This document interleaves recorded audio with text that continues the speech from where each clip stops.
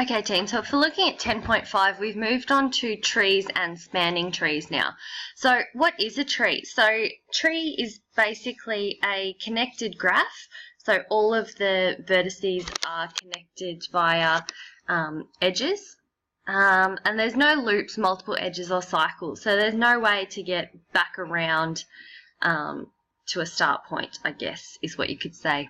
So a spanning tree, so S for spanning tree, is a tree subgraph that includes all of the vertices of the original graph. So remember how we talked about these sort of subgraphs, how it would contain part of the information, but the information had to be the same information as contained in that original graph.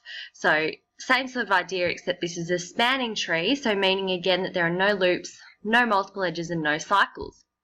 So every connected tree contains one or more trees.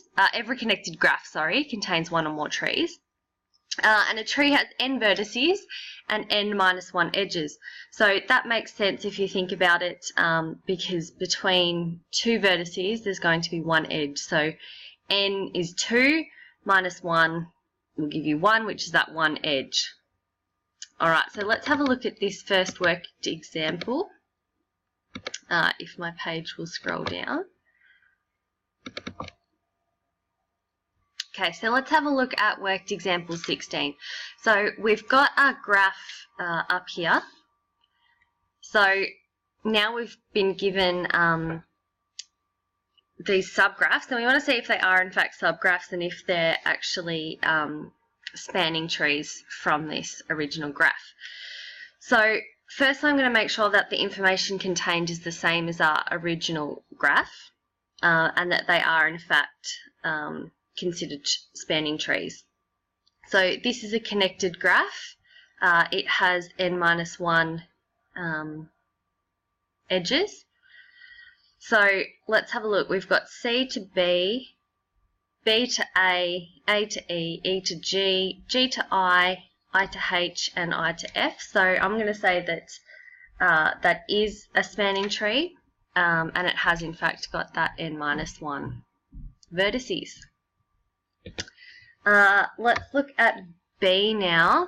Now B is a subgraph. However, see, it has this this loop in here, which means that it's not a spanning tree. So we can cross B off our list.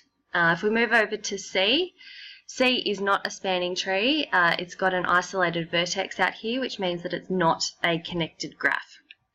Moving down to D, again, this graph isn't connected. We've got two separate graphs, so not a spanning tree. And then if we look at E, it is a connected graph, and it does contain the same information as our original graph.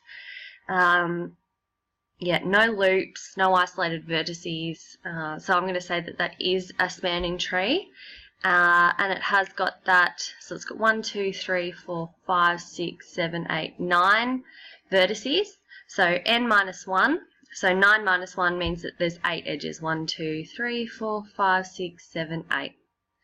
So that is looking at trees and spanning trees. Simple as that.